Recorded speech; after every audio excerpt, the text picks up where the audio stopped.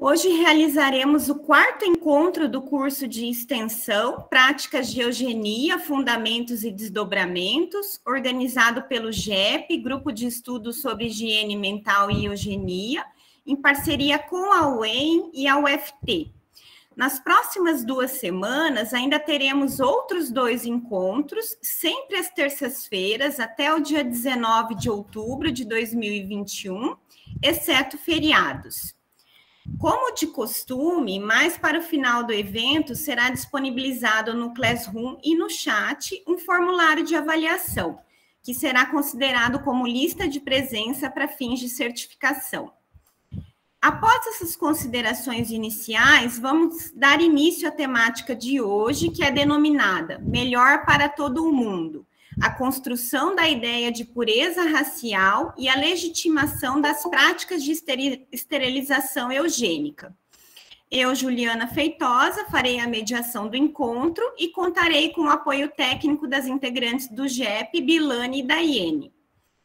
Após a exposição da Pietra, abriremos o debate. As questões podem ser registradas no chat durante a exposição. Solicitamos que escrevam a palavra pergunta para melhor identificação. Hoje temos a honra de receber para discutir essa temática a professora Pietra Stefania Dillon, doutora e mestre em História pela PUC de São Paulo, pesquisa sobre a história da eugenia há mais de 2 décadas. Atualmente, dedica-se a identificar os traços da eugenia na sociedade norte-americana pós-1945. É autora da obra Raça Pura, uma história da eugenia no Brasil e no mundo. O livro foi publicado em 2003. É professora adjunta do Instituto de Artes de Atlanta, Tampa, em Miami, e cofundadora do Memorial da Pandemia, acervo digital independente dedicado a coletar registros pessoais e experiências pessoais durante a pandemia do Covid-19. Pietra, agradecemos pelo aceite do convite. Você terá de 40 a 50 minutos para expor suas considerações e eu vou avisá-la quando faltar os 5 minutos finais. Peço que os participantes mantenham os microfones desligados. Passo a palavra a você, Pietra. Seja muito bem-vinda. Obrigada, Juliana. Primeiro, queria dar boa tarde a todos os presentes. Queria agradecer muito ao convite do GEP, em especial a professora Maria Lúcia Guarini, com quem eu tenho uma interlocução aí de quase 20 anos, eles abafa, né, Maria Lúcia, ao tempo, mas já é uma interlocução aí que não é recente, ela tem se construído, ainda que academicamente a gente nunca tenha produzido nada em conjunto, a gente está começando essa colaboração aí agora, mas eu sempre acompanho e tenho acompanhado e reconheço o pioneirismo do GEP nos estudos da eugenia, no cruzamento com a psicologia, a psicanálise, na Liga Brasileira de Higiene Mental, na documentação, em todas as contribuições feitas pelo grupo.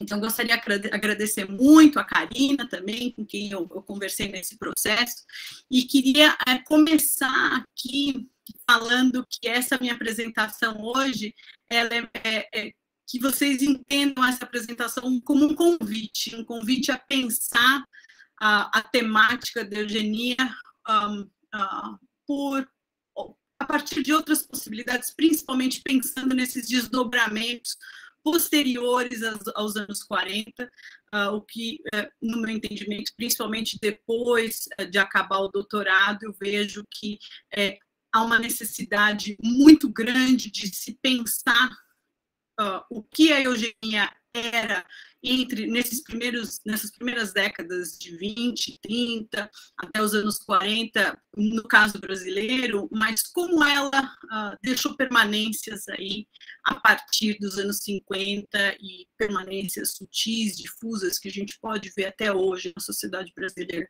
Então, eu faço esse convite, eu vou compartilhar minha tela, peço desculpa se eu me atrapalhar com a tecnologia, porque a gente sabe que a gente escolhe ciências humanas por uma razão prática, que é a nossa falta de habilidade com números e coisas exatas. Então, vamos ver se vocês conseguem ver minha apresentação, se eu consigo.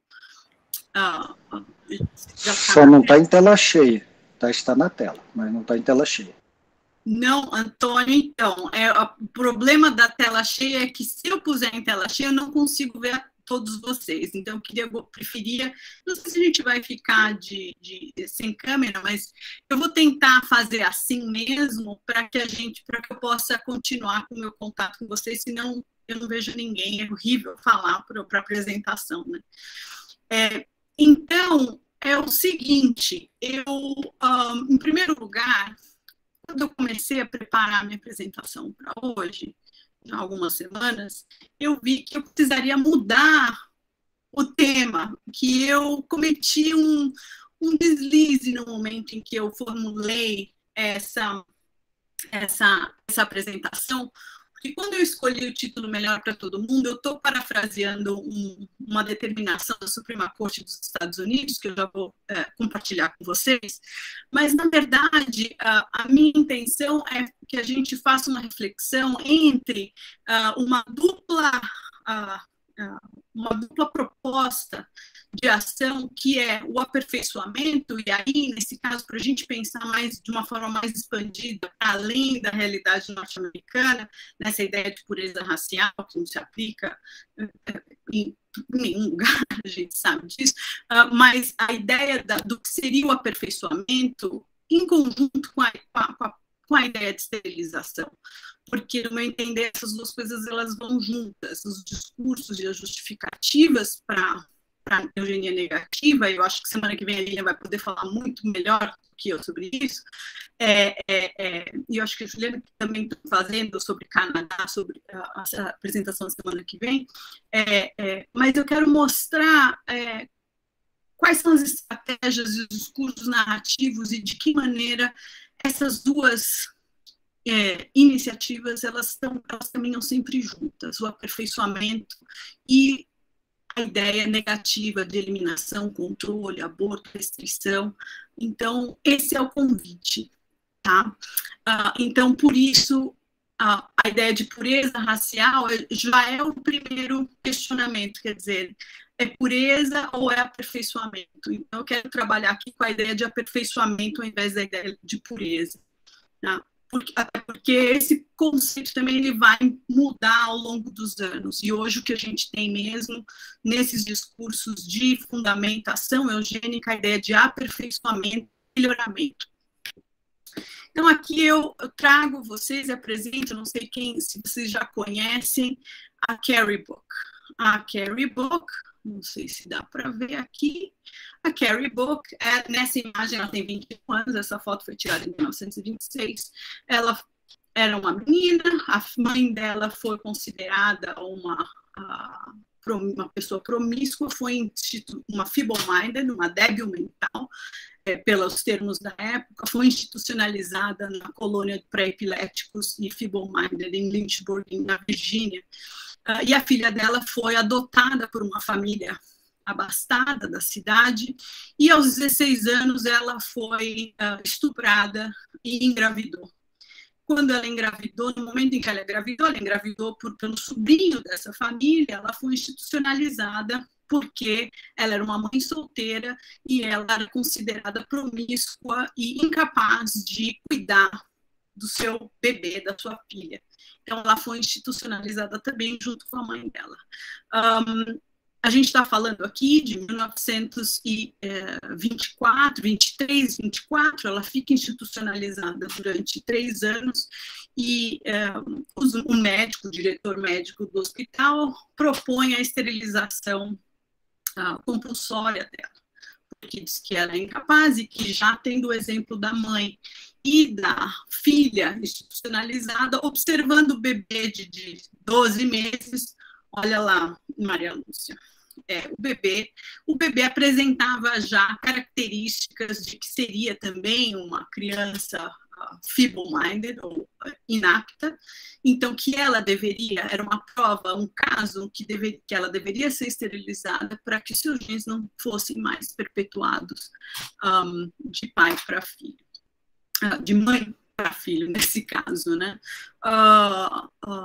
Quem fez a defesa, ou a estruturação da defesa na Suprema Corte, foi o Harry Laughlin, o parceiro mais direto do Charles Davenport, o diretor do Eugenics Records Office.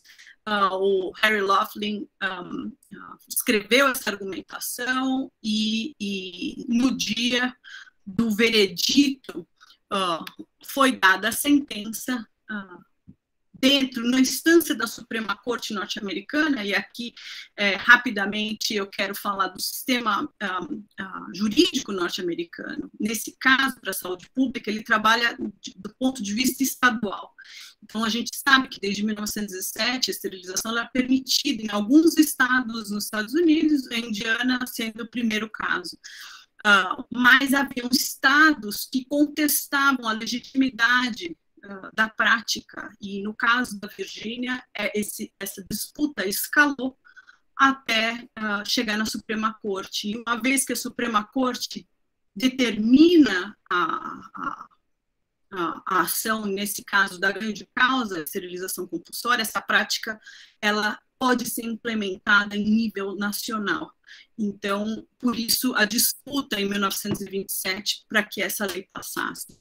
Então, com o suporte do Harry Laughlin, essa foi a frase, ou um dos trechos que está disponível na internet, lido durante a sentença pelo juiz Oliver Holmes.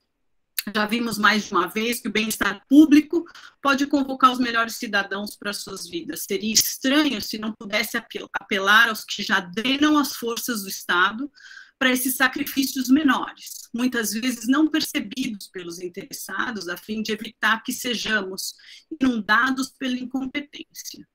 É melhor para todo mundo se, em vez de esperar para executar descendentes degenerados pelo crime, ou deixá-los morrer de fome por causa de sua imbecilidade, a sociedade pode impedir aqueles que são manifestamente inadequados de continuar com sua espécie.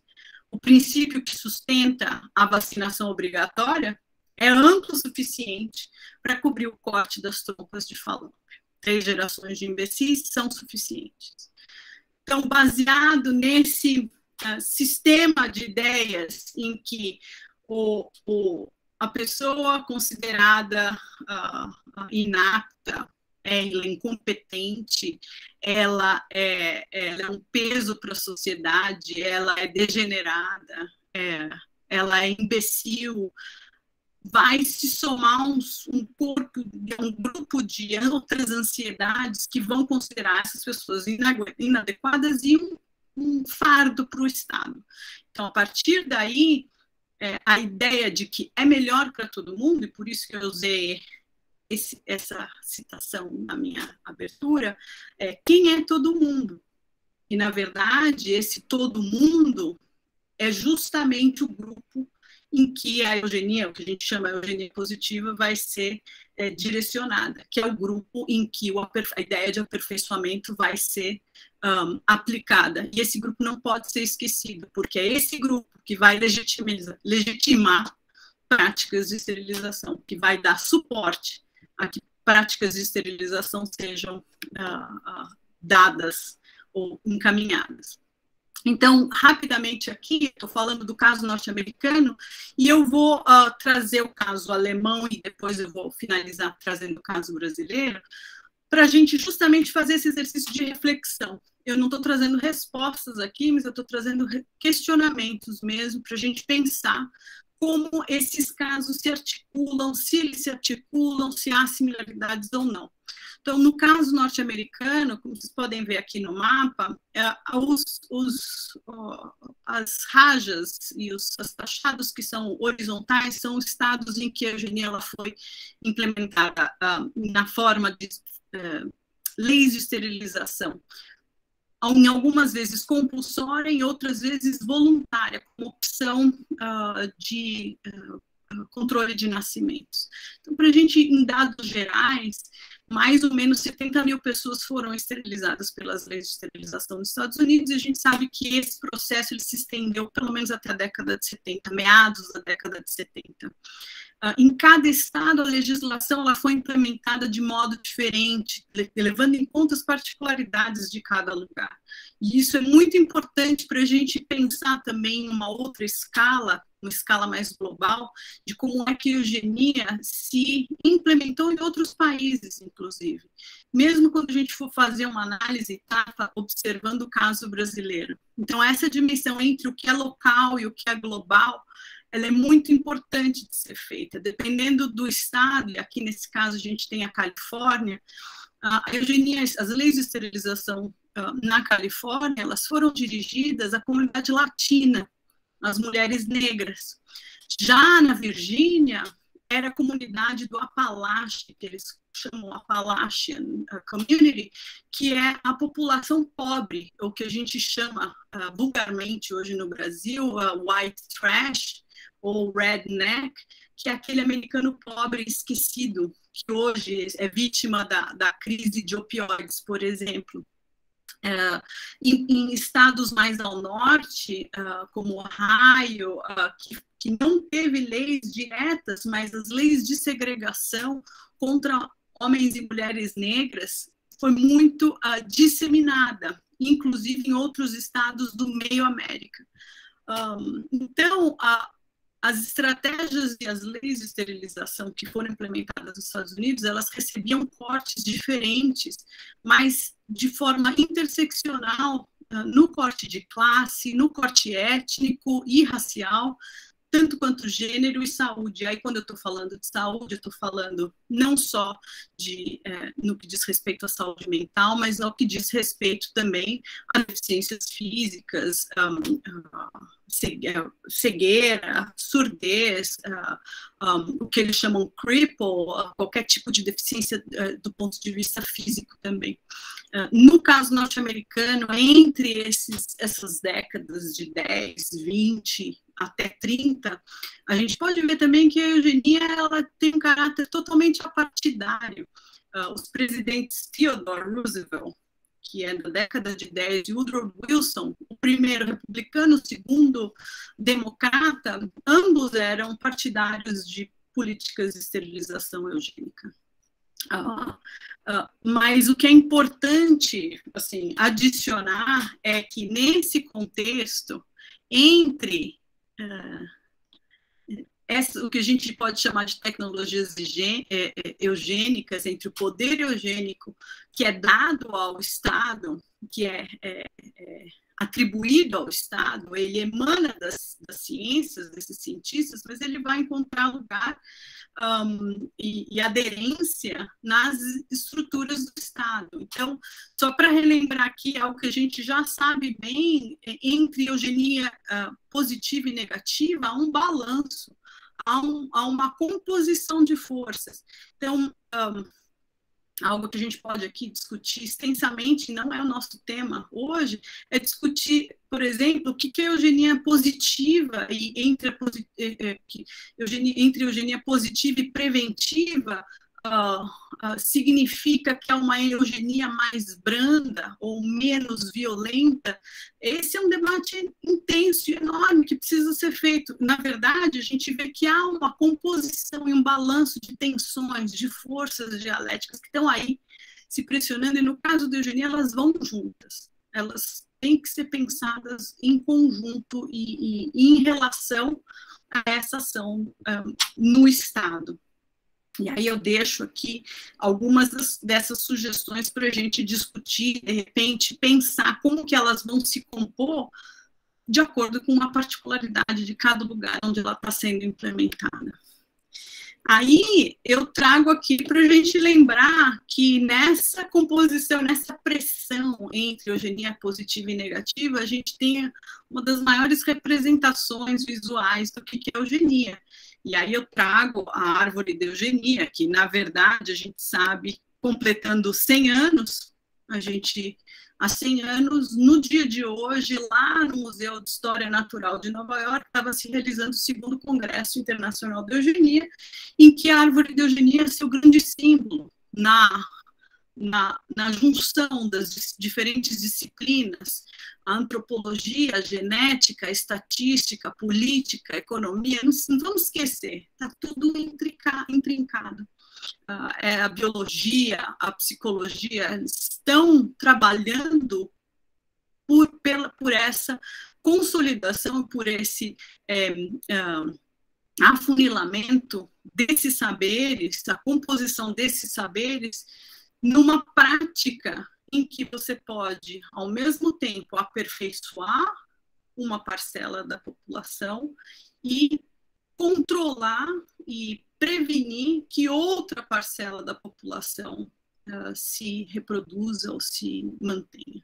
Então, sempre pensando nessa dupla vertente. Eu quero trazer aqui também que, na especificidade do caso norte-americano, e eu, obviamente, sou suspeita para falar, porque é meu objeto de pesquisa, então eu acredito que a eugenia norte-americana ela é o irradiador das ideias para eugenia, outras eugenias no mundo, mesmo as europeias. Eu vejo que é os Estados Unidos e o Eugenics Report Office, principalmente, mais do que outras instituições, inclusive, vão estar empurrando uma agenda global que está ligada ao liberalismo norte-americano.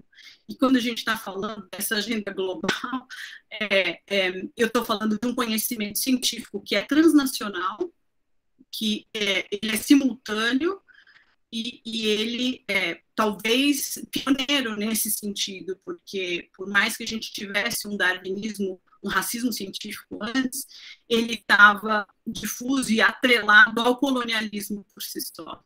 No caso da eugenia, com esse status de pseudociência, abraçando o mendelismo, a ideia de que é possível você observar no gene e selecionar os indivíduos de acordo com a preferência do que você quer que essa população seja, e que essa população vai ser a representação da identidade de um país.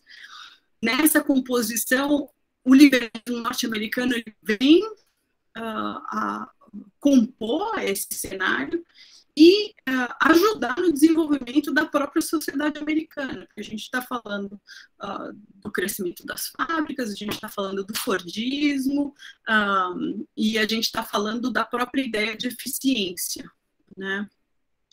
Então, esse seria um biopoder que vai emanar e vai se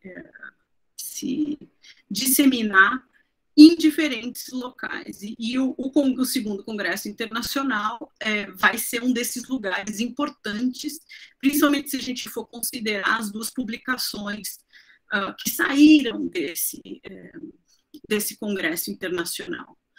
Inclusive, os 2 volumes estão disponíveis na internet para quem tiver interesse em pesquisá-los.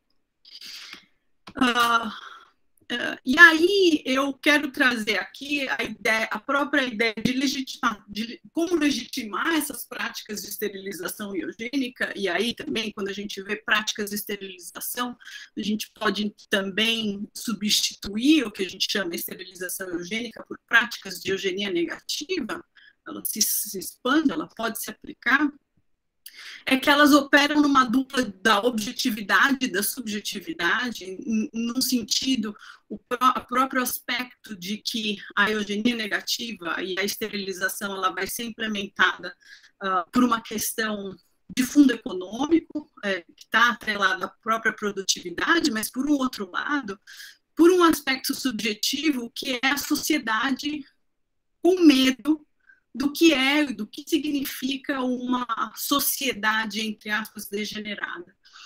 E aí, por trás desse medo e dessa subjetividade, existe a ideia do suicídio da raça, dessa metáfora que é o suicídio da raça, que é uma ideia que vem lá do final do século XIX, mas que vai ser muito popularizada por um discurso do Theodore Roosevelt, dizendo que é preciso que a classe média e as classes dominantes tenham mais filhos, porque há uma diferença na reprodução no tamanho das famílias entre as classes mais abastadas, as classes dominantes e as classes de trabalhadores de fábrica, por exemplo, que não têm controle populacional, que estão crescendo de uma maneira vertiginosa, que isso vai significar e pode trazer um risco de degeneração. Então, a própria ideia do suicídio da raça, ela é muito disseminada nesse contexto. É visto também dentro desse discurso, está o discurso da ameaça ao futuro da nação, e aí esse futuro, muitas vezes a gente vê nos textos humankind, o termo humankind, então se parte da nação, mas se expande a uma questão mais global, bastante catastrofista, a necessidade desse impedimento, desse controle, porque é um impedimento ao progresso, o custo de manutenção dessas pessoas que estão institucionalizadas, e aí existem trabalhos estatísticos dentro do Cold Spring Harbor, relatórios que levantam o custo de uma pessoa, por exemplo, de uma pessoa que comete um crime e vai para o sistema penal, e depois que ela sai do sistema penal, o que acontece com essa pessoa? Ela tem dificuldade de arrumar trabalho, ela vai estar sempre vivendo às custas do Estado, e esse custo projetado numa escala de décadas vai custar X para esse Estado, ou seja, as pessoas trabalham, as pessoas, vamos dizer assim, aptas vão estar trabalhando para manter esse grupo de pessoas que aparentemente, na opinião desses eugenistas, não estava preparada para voltar à sociedade. Então, que era necessário, era uma imposição que elas fossem esterilizadas e não pudessem disseminar seus genes, o seu sêmen para outras gerações. Então, aqui é uma imagem que mostra bem o que significa esse suicídio da raça, está dentro de uma dessas revistas, a revista PUC, que é uma revista bastante conhecida, que traz os cartoons. Então, do lado esquerdo, você pode ver a cegonha preguiçosa, que é ela que de cartola, que é essa classe média abastada que já não quer mais filhos, mas quer ter cachorro, e do lado esquerdo o trabalhador e as crianças no meio da rua, enquanto a mãe está trabalhando, correndo, e essas são a outra cegonha, que é a cegonha a forte, aquela que é stubborn, teimosa, que insiste em voltar, mostrando a configuração e a necessidade desse controle populacional. Aí eu quero dar um salto entre o caso da Carrie Book, que é 1927, e ir para o programa Action T4 na Alemanha, que começou a funcionar lá em 1933, logo que o Hitler se torna chanceler. A lei de prevenção de nascimentos de pessoas com doenças hereditárias, vou colocar uma palavra aqui na minha tradução, ela era dirigida às pessoas cujo eles consideravam que a vida era sem valor, e pessoas consideradas, entre aspas, comedores inúteis. Na imagem, a gente vê de um lado o quanto uma família custa ao Estado e a outra, ou seja, e do lado esquerdo o homem disabled, né, com deficiência, ele significa um custo ao Estado, enquanto a família produtiva, a criança que estuda, a mulher que cuida da família, ela não significa um custo, então essa família trabalha para manter esse homem. O programa T4 foi implementado na Alemanha. T4 significa Tiergartenstraße, que é o endereço 4, que é o endereço onde o prédio em Berlim, do Centro de Saúde Pública, onde o Instituto estava posto, ele pregava a eutanásia de todas as pessoas com deficiências físicas ou mentais. As pessoas aqui com desvio de aprendizagem, deformidade física, epilepsia, cegueira, surdez, alcoolismo. Esse era o foco. Começou a funcionar em 1933. E entre 33 e 39, estima-se que mais ou menos 70 mil alemães passaram pelo processo de eutanásia abaixo do programa T4. Entre 39 e 45, veja bem, entre 33 e 39, a técnica de assassinato dessas pessoas era a câmara de gás. Então, a gente sabe que eu acho que é importante trazer o caso alemão. Muitas vezes a gente usa o caso alemão como o caso da radicalização, mas eu acho que é importante porque a gente acaba ficando desensibilizado com o que aconteceu lá, achando que isso faz parte só daquele universo. E muitas vezes, quando a gente vai lá, a gente acaba vendo o reflexo de muitas narrativas e histórias que estão mais próximas do que a gente imagina. Entre 39 e 45, com a implementação já dos campos, a partir da década de 40 também, estima-se hoje que até 360 mil pessoas foram mortas por gás dentro do programa T4. O programa T4 não é o programa de solução final, não é o programa direcionado aos judeus, ele é direcionado somente a pessoas dentro desse perfil. Doença mental, desvio de aprendizagem, deformidades físicas. A gente pode incluir aqui, imagino, homossexualismo, esquizofrenia, promiscuidade, dentro do que é considerado a possibilidade de prevenção de doenças hereditárias. Então, não se tratava simplesmente de controlar o nascimento, mas de controlar a vida, restringir a vida dessas pessoas. Aí, uma provocação que eu faço é que o Karl Brandt, que era o diretor do programa T4, em 1947, ele é julgado no julgamento dos médicos, que é antes do julgamento de Nuremberg, e ele diz, a defesa dele, e essa defesa, todo o texto do Doctor's Trial também está disponível na internet, muita fonte para ser trabalhada, gente. Ele diz, a defesa diz o seguinte: como pode uma nação, Estados Unidos, que detém a liderança na experimentação humana em qualquer forma concebível, como pode essa nação ousar a punir outras nações que apenas copiaram seus procedimentos experimentais? Obviamente, a gente desconhece que os Estados Unidos tenham assassinado as pessoas a gás, mas a lei de esterilização compulsória nasceu nos Estados Unidos e foi implementada nos Estados Unidos. Ela chegou na Alemanha 25 anos depois do que já estava em solo americano. Então, essa ideia de que a gente acaba tirando, e eu acho que a gente, e aí essa é uma outra provocação que eu faço, que a gente no Brasil deixa um pouco os Estados Unidos de lado quando vai analisar a eugenia brasileira.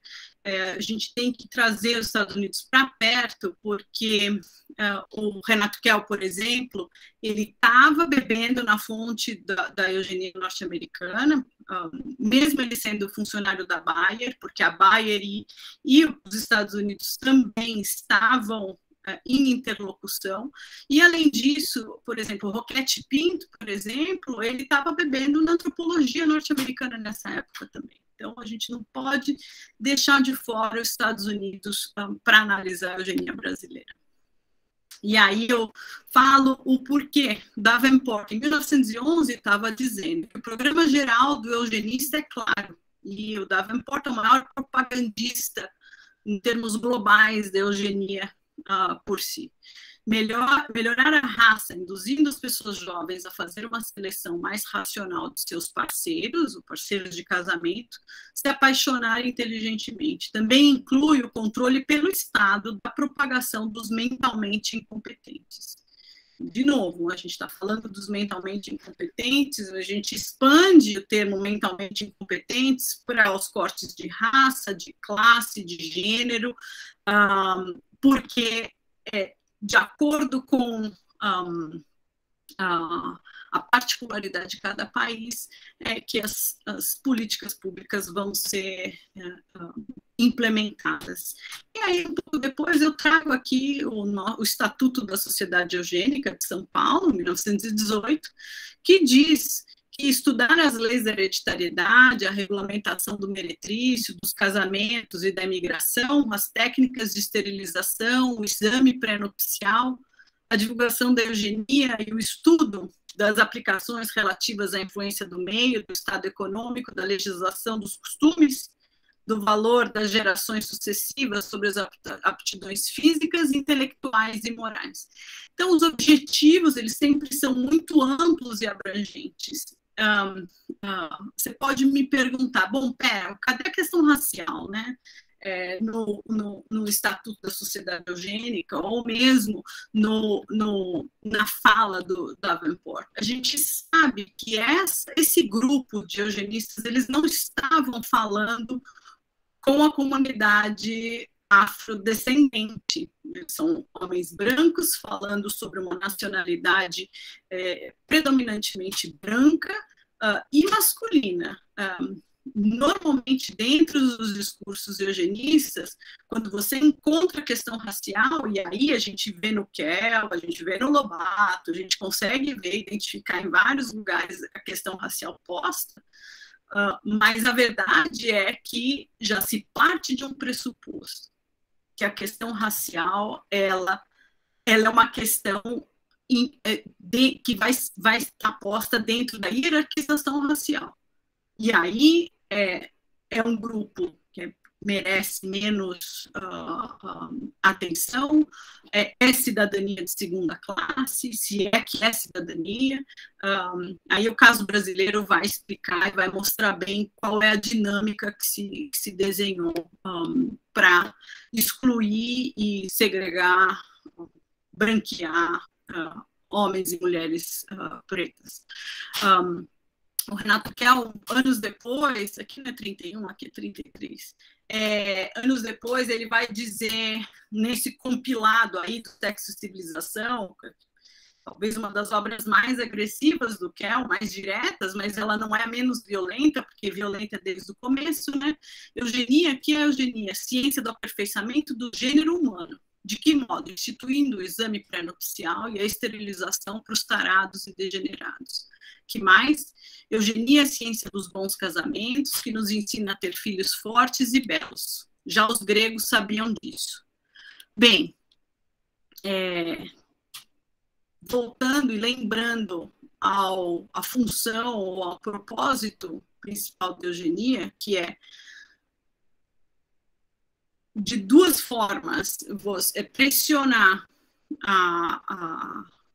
e controlar a reprodução daqueles considerados indesejáveis, daqueles considerados degenerados, os cacogênicos ou os digênicos, como cada fonte vai se referir a esses grupos, mas, ao mesmo tempo, estimular o casamento e o controle dos nascimentos para aprimorar a classe mais abastada ou as classes dirigentes. Então, a gente sempre tem que pensar nessa dupla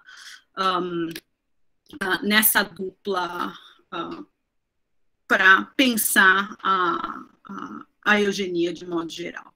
E aí eu não sei se eu estou adentrando no tema da semana que vem, mas eu estou trazendo aqui a CPMI da esterilização, que é a Comissão Parlamentar, que aconteceu em 93, que fala e que discutiu sobre a liderança da deputada Benedita da Silva, a constatação de que o IBGE levantou dados em que 0,5% da população do crescimento demográfico brasileiro tinha sido reduzido por causa de um processo de esterilização indiscriminada entre mulheres negras e pobres. E essas esterilizações, por meio da cirurgia de ligadura de trompas foi feita dentro de 2 instituições de cunho privado, não federais, por assim dizer, mas em clínicas gratuitas, financiadas por dinheiro internacional, para controlar a natalidade, em que as mulheres grávidas, no momento do parto, faziam a ligadura de trompas imediatamente, que é uma cirurgia de alto risco, e muitas vezes, depois da cirurgia, elas se arrependiam da cirurgia, porque, obviamente, em situação de vulnerabilidade, em situação em que a falta de informação não permitia com que elas tomassem uma decisão esclarecida sobre o procedimento. Os dados da CPMI são aterrorizadores, porque ele traz, em 1986, 15%, quase 16% da população de mulheres brasileiras entre 15 e 54 anos esterilizadas, quase 6 milhões de mulheres. A gente está aqui falando da eugenia norte-americana, 70 mil mulheres no século XX, eu estou trazendo aqui 6 milhões de mulheres esterilizadas na década de 80. Voluntariamente, mais mulheres em situação de vulnerabilidade, mulheres negras, de novo, mal informadas do processo. A CPMI, a conclusão, de novo, o relatório está disponível online. Eu estou trabalhando nesse caso agora. Ainda estou nos desdobramentos. A questão é, esse dinheiro, a esterilização, ela parou quando o dinheiro internacional parou de entrar. A esterilização pela Constituição Federal, ela é crime passível de enquadramento por lesão corporal, exposição da vida e exposição ao perigo, né, da saúde ao perigo. A realização dessas esterilizações era em condição de semiclandestinidade. No entanto, na conclusão, e olha como a gente vê a questão da legalização da eugenia negativa, como a gente tem muito trabalho pela frente, porque entre 1918, a Sociedade Eugênica Brasileira, e 1993, sabe lá o que aconteceu no Brasil, né? A proposta, uma das propostas do final dessa CPMI de 1923 foi incluir planejamento familiar como um direito assegurado pela Constituição Federal, no parágrafo 7, no artigo 226. Mas um deputado, 10 anos depois, e aqui eu trago a minha querida Maria Lúcia, que na semana passada citou essa proposta, Jair Bolsonaro propõe, em 2002, um adendo a essa emenda constitucional, a ideia do planejamento familiar como direito assegurado, mas que o Estado desse, e aqui um dos trechos dessa proposta, que é que seja responsabilidade do Estado prover recursos educacionais, materiais e científicos necessários ao planejamento familiar. Essa é o direito. E a adição seria, inclusive, com a realização de vasectomia, laqueadura de trompas para maiores de 21 anos. Aí entra a questão de que a laqueadura não é recomendada para pessoas com menos de 2 filhos, com pessoas de 21 anos extremamente jovens. Então, toda uma questão e um debate aí de direitos humanos que foi feito lá em 1990, mas não foi levado adiante, e que faz com que Jair Bolsonaro propõe em 2002 essa proposta, a emenda constitucional, e essa proposta, ela vive como proposta até 2019, quando ela é arquivada finalmente. Isso quer dizer que ele lutou muito para que essa proposta fosse inserida como lei. O que ele chamou a PEC da felicidade.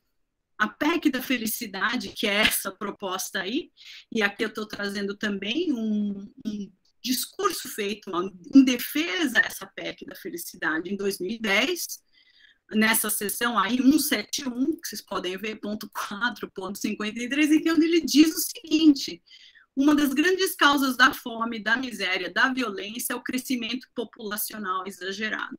o perfil malthusianista que está muito presente em todos os discursos eugenistas, certo?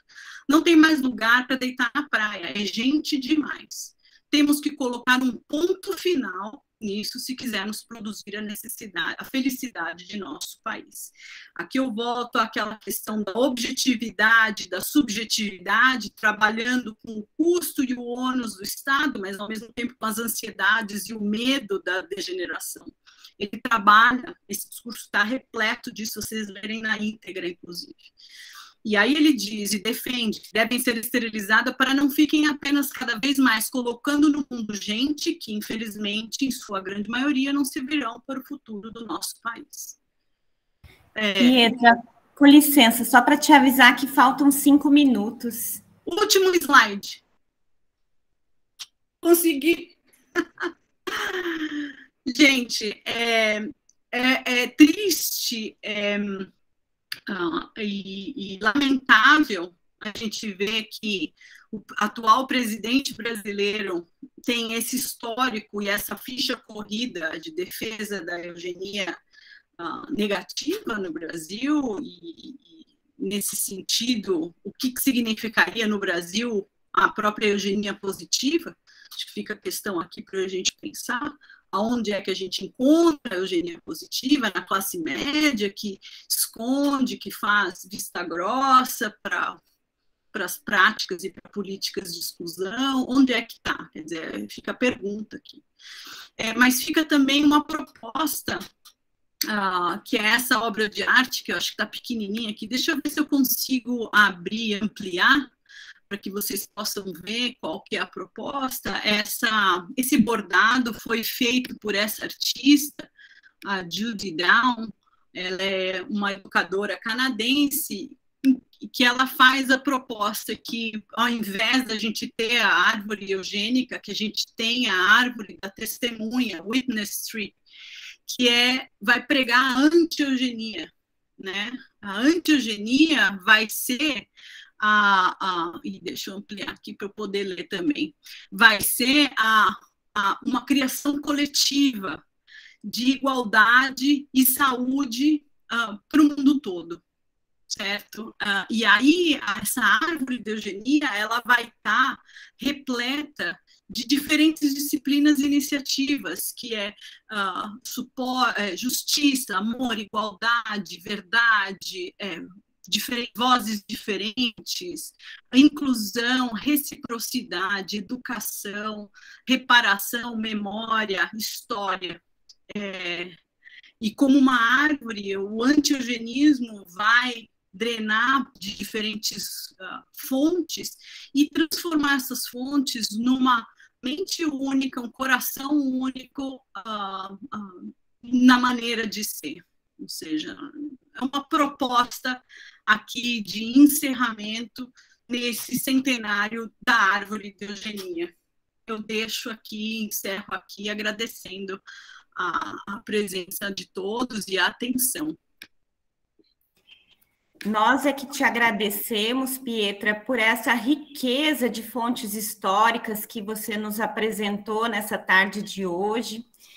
E por apresentar essa especificidade da eugenia, né, nos Estados Unidos, Alemanha, no Brasil, inclusive como é que ela se desdobra na atualidade.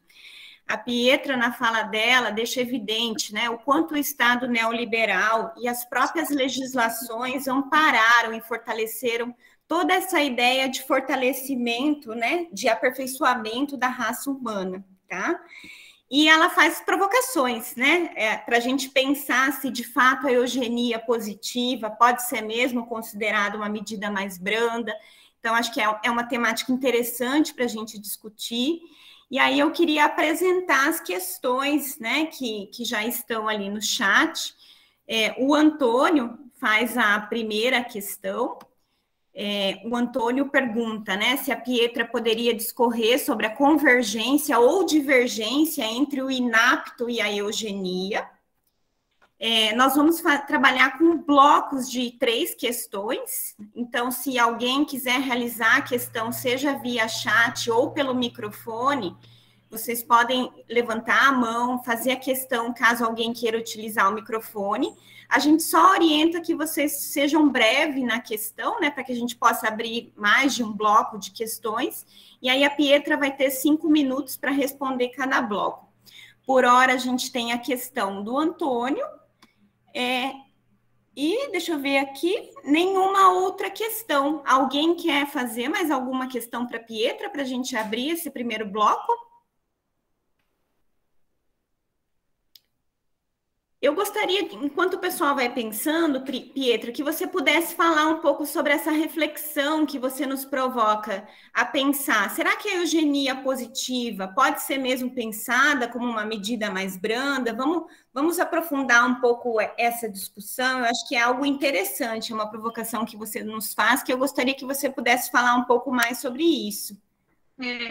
Eu quero somar aqui a pergunta do Antônio também. Até queria, de repente, se o Antônio quiser se sentir confortável para abrir o microfone e ajudar aqui na pergunta para a gente, para trazer mais elementos do que você quer dizer com essa convergência ou divergência do que é o inapto e a eugenia, porque aí eu acho que eu posso contribuir melhor com a tua dúvida. E aí eu acho que eu entro no tema da eugenia positiva, porque essa é uma temática realmente bastante polêmica, assim, mas não é tão polêmica, eu também chego lá. Vamos lá, Antônio. Oi. Boa tarde, Pedro. Tudo bom? Primeiro, parabenizá-la e, mais uma vez, participar e te assistir com grande felicidade. Então, fico feliz em tê-la aqui e também acho que todos nós estamos felizes com sua participação. Por que eu lhe perguntei o inapto e a eugenia? Porque a gente usa a linguagem, um dos melhores instrumentos de transmissão, de inculcação de uma cultura ou de uma situação é a linguagem tanto escrita como a linguagem verbal. E o que você discorre disso tudo? Você sempre, como você colocou, você vem falando do inapto. E o que a gente vê hoje em dia num laudo médico? Você é apto ou inapto? Você é um deficiente inapto ou você é um deficiente inapto? Então, considerando que a linguagem se mantém ainda atualizada, ela não muda. Ela não muda no dia a dia do cotidiano profissional. E a gente que trabalha com as perguntas, quando você é reprovado por você é inapto, aí você pergunta, mas eu sou inapto porque eu sou improdutivo, porque eu sou incapaz? Quando você gera desconforto. Então, assim, o que eu queria que você me botasse é se existe mesmo uma convergência com a teoria eugênica, com um conceito eugênico, quando a gente usa o inapto, se a gente não estaria se apropriando do mesmo conceito com objetivos específicos, direcionados, objetivos. Não há dúvida na minha... Eu estou falando isso porque eu sou analista de discurso, trabalho com discurso, trabalho com questão racial. Então, quando eu vejo uma fala, por vezes eu já vejo um nexo de causalidade, já vejo o objetivo, já vejo o interesse implícito, e como você colocou, foi uma construção de demais anos. E a legislação está aí para isso mesmo, a legislação tem por objetivo manter essa situação. Senão eu vou longe e falo, e você que tem que responder. Um abraço. Não, lógico. Obrigada, Antônio. Obrigada pelo esclarecimento. E assim, eu acho que o uso do termo inapto, per se, ela acaba sendo uma tradução do termo unfit. E aí, sim, ele está aliado ao discurso médico também. Não que seja um termo próprio da episteme eugenista, o termo inapto, ele é um termo que, vindo do termo médico, da própria ideia da capacidade.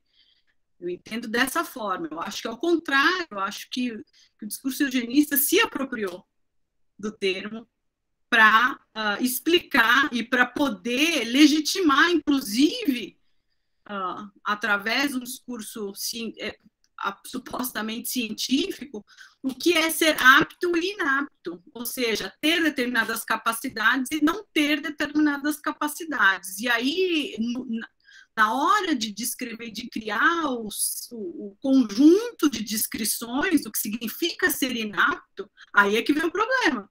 porque a gente sabe que essas descrições elas vão desde criminalidade, passando por promiscuidade, passando por inabilidade em escutar.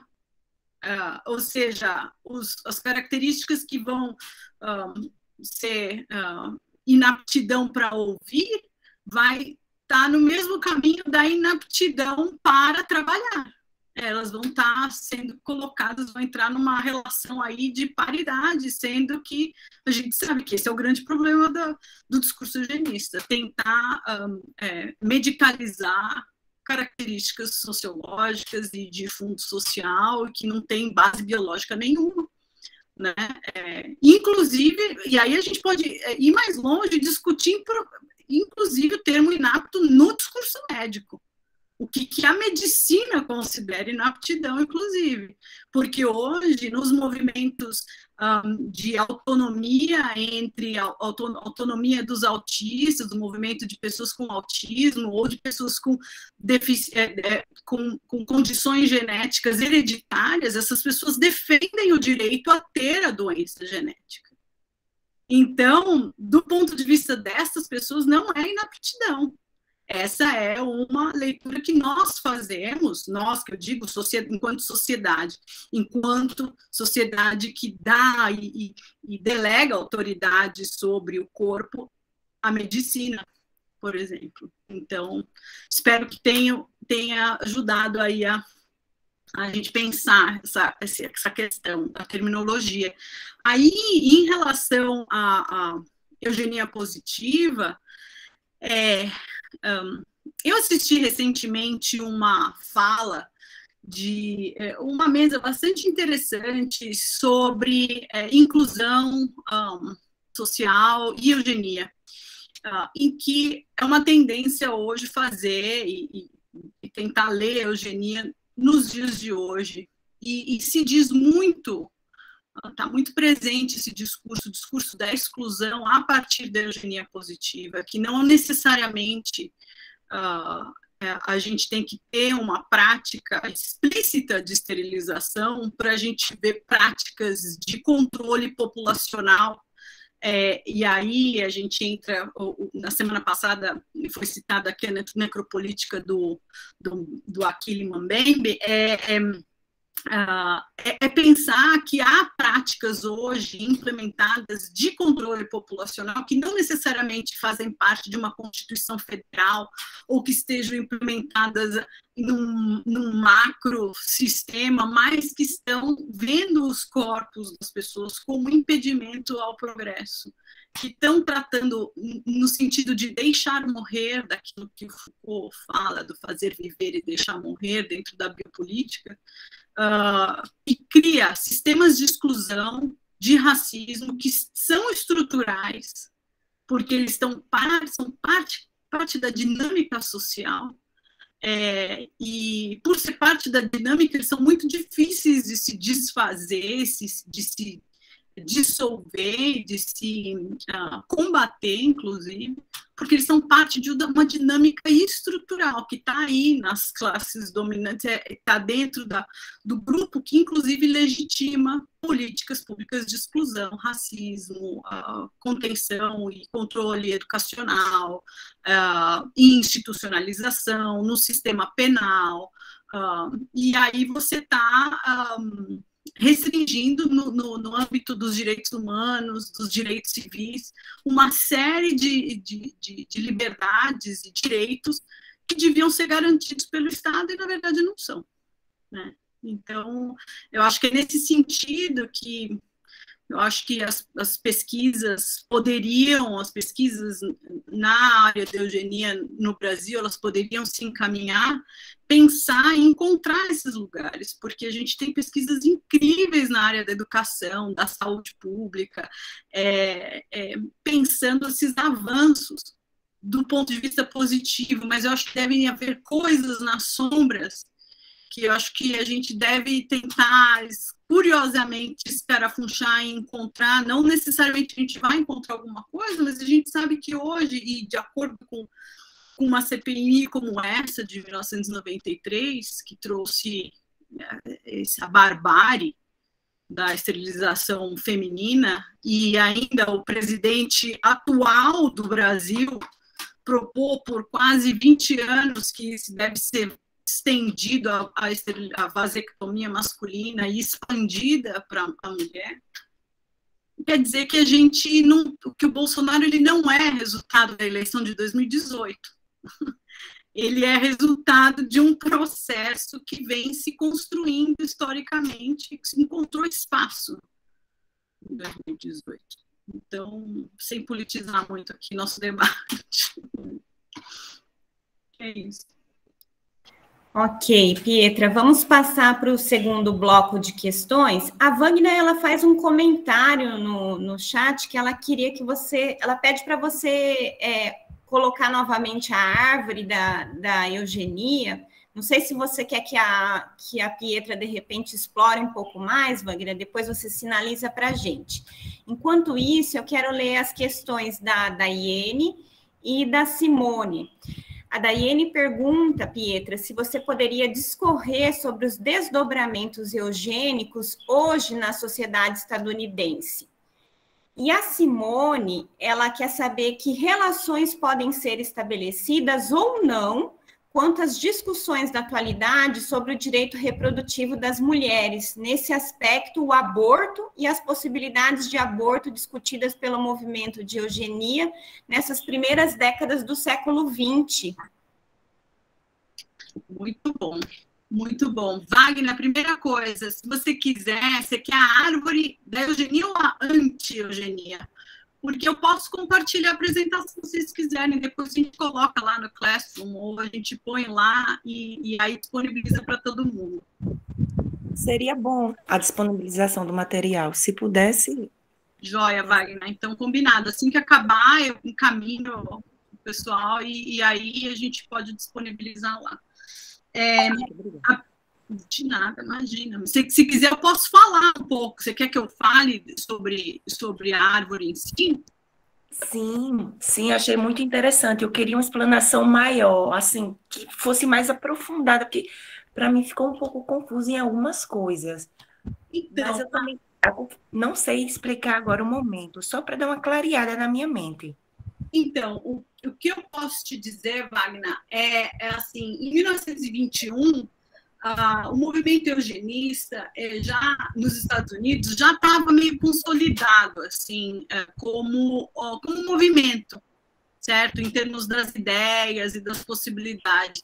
Como eles tinham um centro de propagação das ideias eugênicas que se comunicava com o mundo inteiro, nesse Congresso Internacional, em 1921, foi criada essa árvore como uma representação visual, vamos dizer assim, do que seria a eugenia.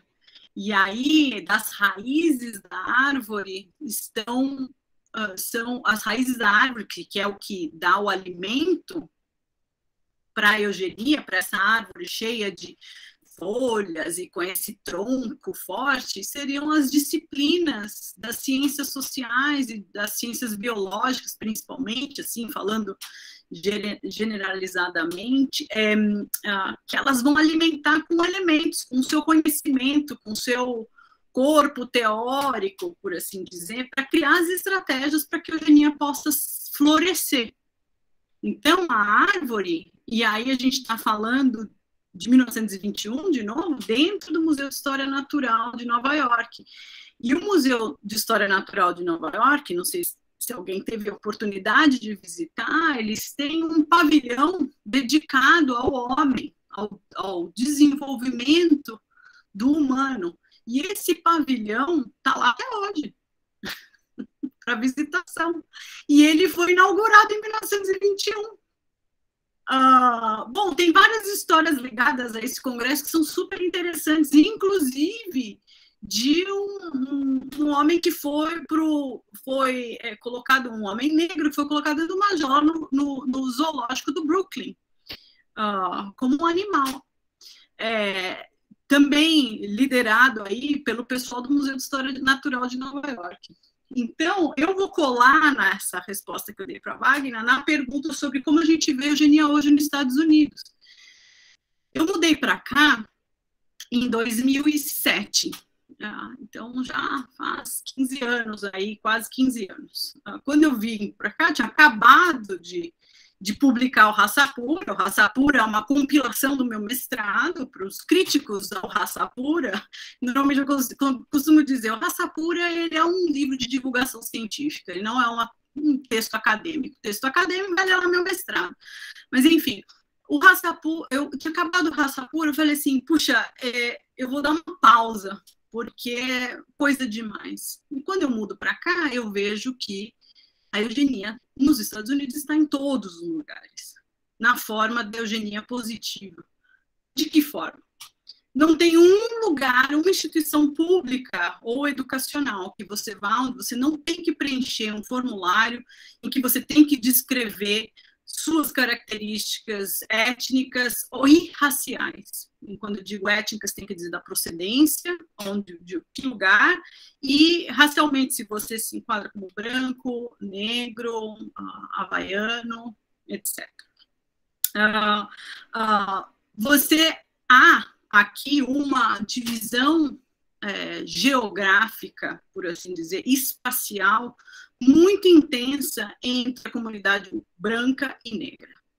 A ideia da guetificação, que é resultado da segregação, ela foi implementada nas primeiras décadas, e aí a gente está falando dos anos 20, 30, principalmente entre 30 e 40, quando entra a Segunda Guerra e os subúrbios eles são formados para a classe média.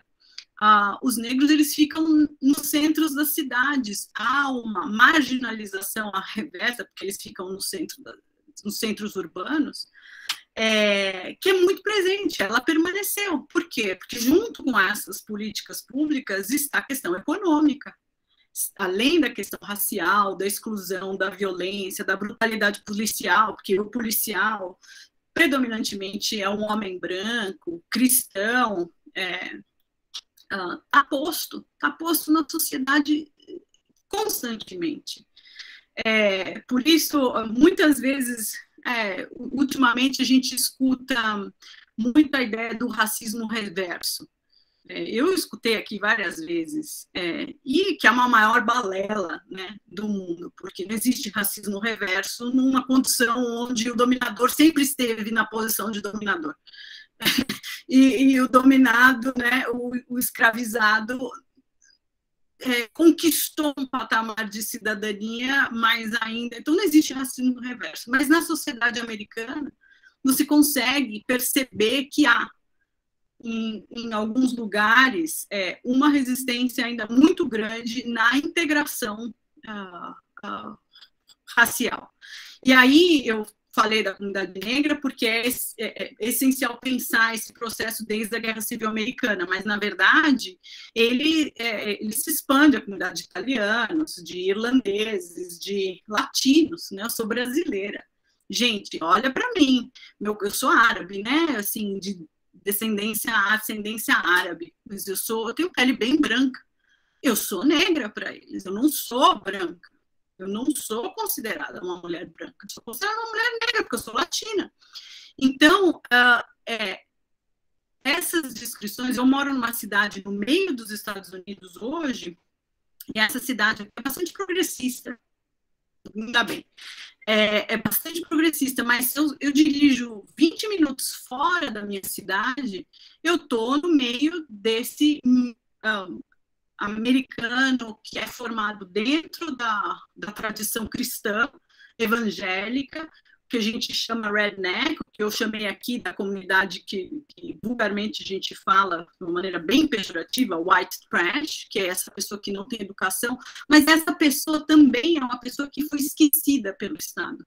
Essa pessoa foi o foco da eugenia contra o pobre que bebe, alcoólatra, lá nos anos 20, na Virgínia, entende? Então,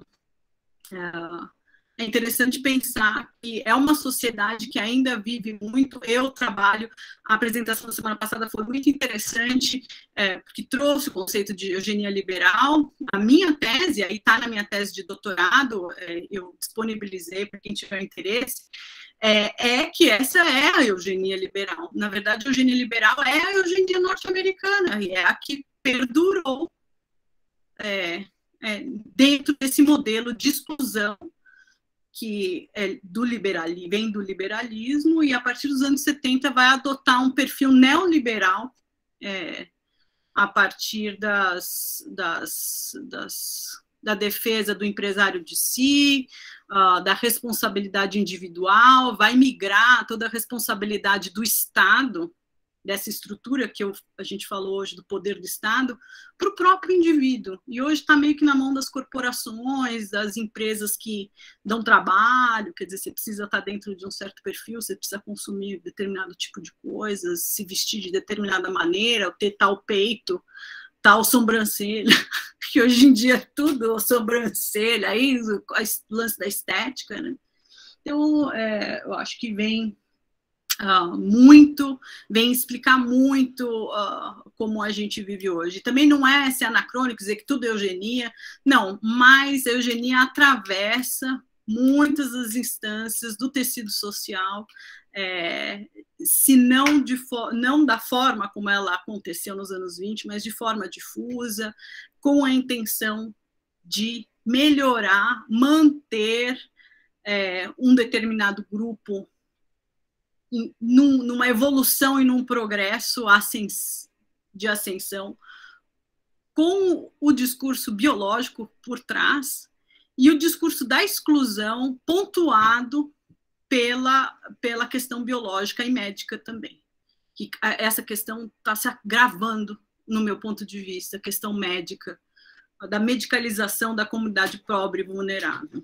Essa é uma outra pesquisa, tá? Em termos na área da saúde mental, enfim, que a gente pode discutir aí. Finalmente, sobre as relações hoje, na atualidade, dos direitos reprodutivos, olha, essa pergunta, eu acabei o doutorado e falei assim, eu tenho que começar tudo de novo, porque é justamente aí que se mostra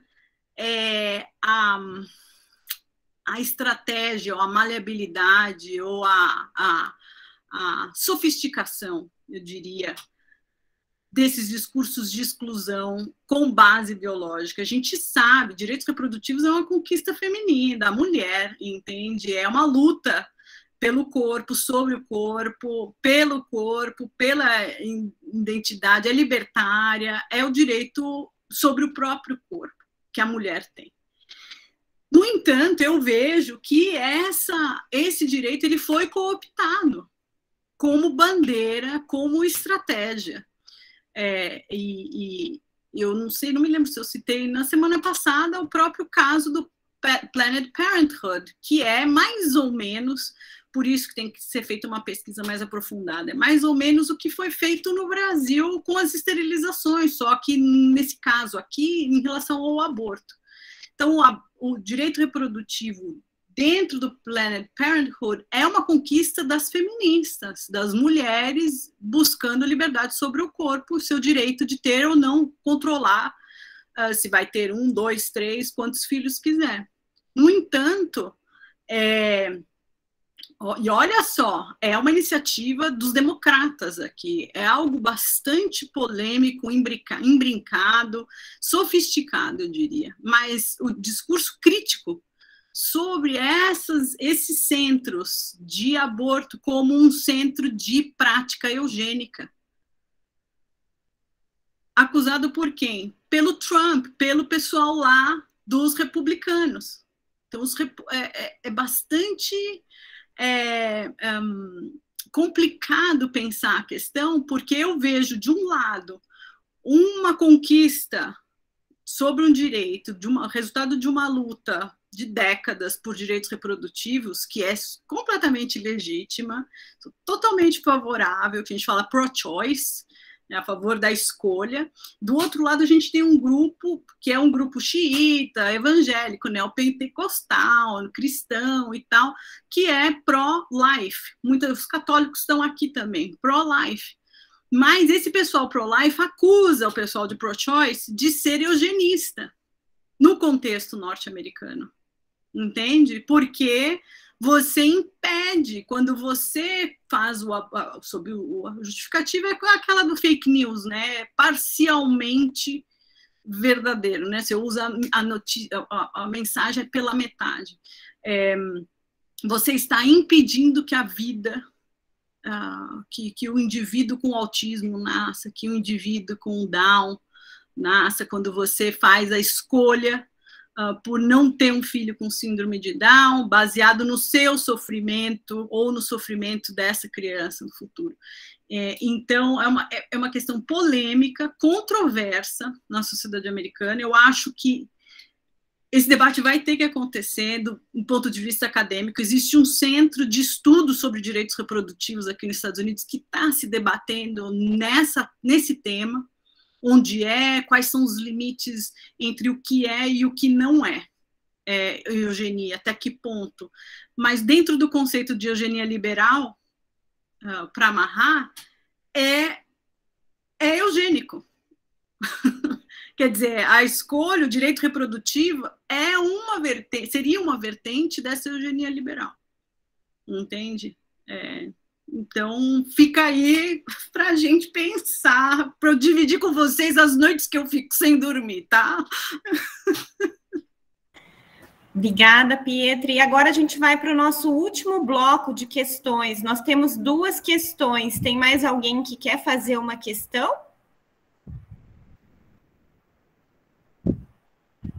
Acredito que não, então vamos para as 2 últimas. A Wagner pergunta, né? O governo atual colocou a não obrigatoriedade, deixa eu só subir aqui um pouquinho, a não obrigatoriedade das disciplinas geografia, história, entre outras. Para a eugenia, que discretamente ainda acontece no Brasil, quais os impactos, influências e retrocesso que isso vai influenciar a sociedade brasileira? E aí ela continua, né? Aonde em sua minoria é abastada e dominante nos espaços de poder e opressão. E a Karina pergunta como que se lida nos Estados Unidos hoje com essa parte da história americana que efetivou a esterilização. E se você, Pietra, encontrou em seus estudos relatos sobre a necessidade ou não de consentimento durante a prática de esterilização autorizada em lei nos primeiros anos do século XX. Ok, vamos lá. Então, sobre a educação, a gente conseguiu ver no Brasil o que aconteceu em 12 anos, 13 anos de investimento real na educação, a transformação que fez para as faculdades, para as universidades, para a qualidade dos profissionais que foram formados, para a possibilidade de inclusão que esse investimento na educação proporcionou. É óbvio que com a não obrigatoriedade de disciplinas das ciências humanas nas escolas, ou com a possibilidade da gente ter profissionais que não são historiadores, geógrafos ou especialistas dando essas disciplinas, o risco que a gente corre é de um retrocesso muito grande, em primeiro lugar, mas da estagnação do conhecimento. E eu acho que a gente tem que lutar com todas as forças para impedir que isso aconteça. E nesse momento, até onde a gente tem que lutar pelas instâncias democráticas e denunciando, criando instâncias e lugares de reclamação.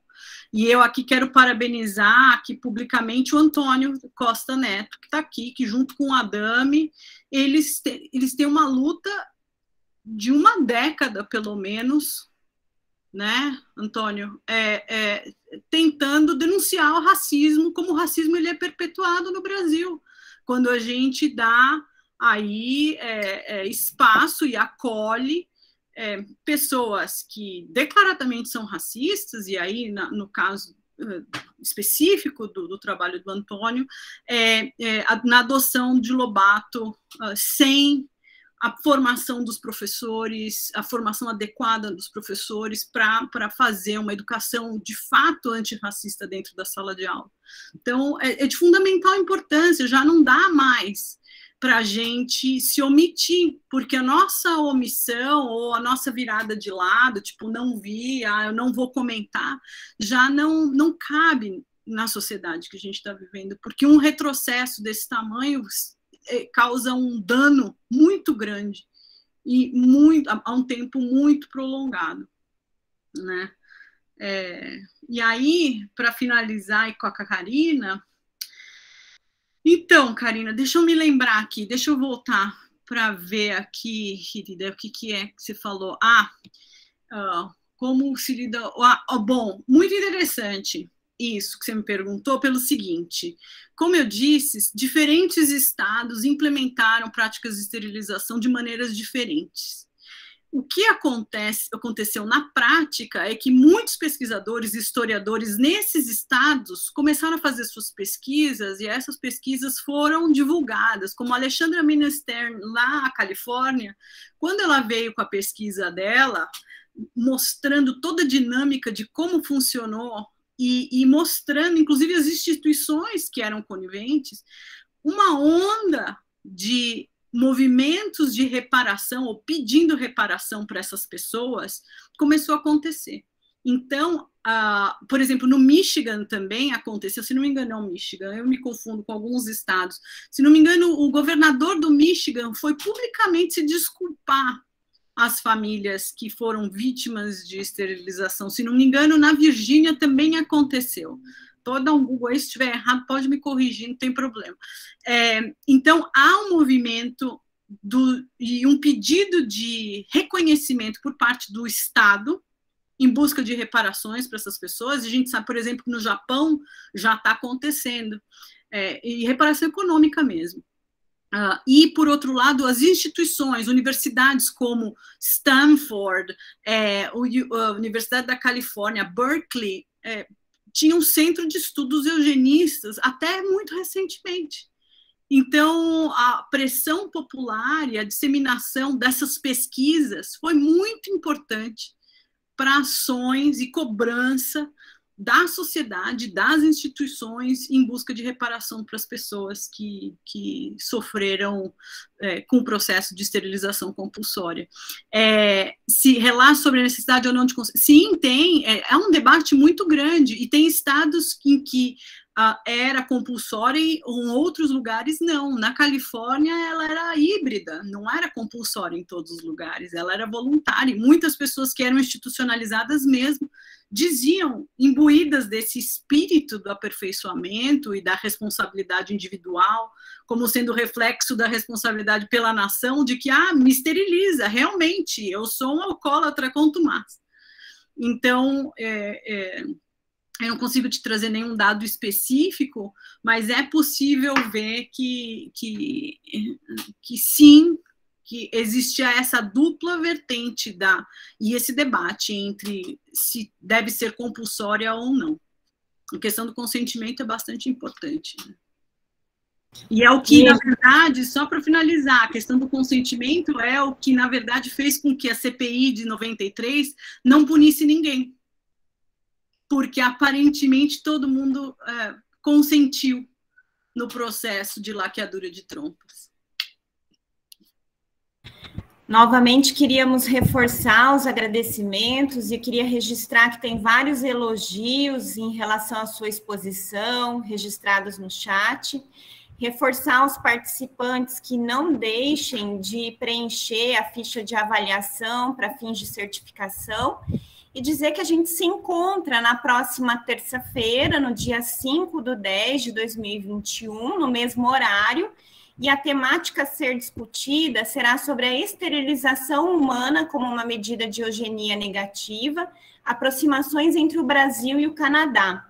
Quem vai realizar a exposição será a doutora Karina Furlaneto Frasato e a doutora Lilian Denise Mai. Então, desejamos a todos uma boa semana e aguardamos todos vocês na semana que vem. Um grande abraço. Obrigada, gente. Tchau, gente. Tchau.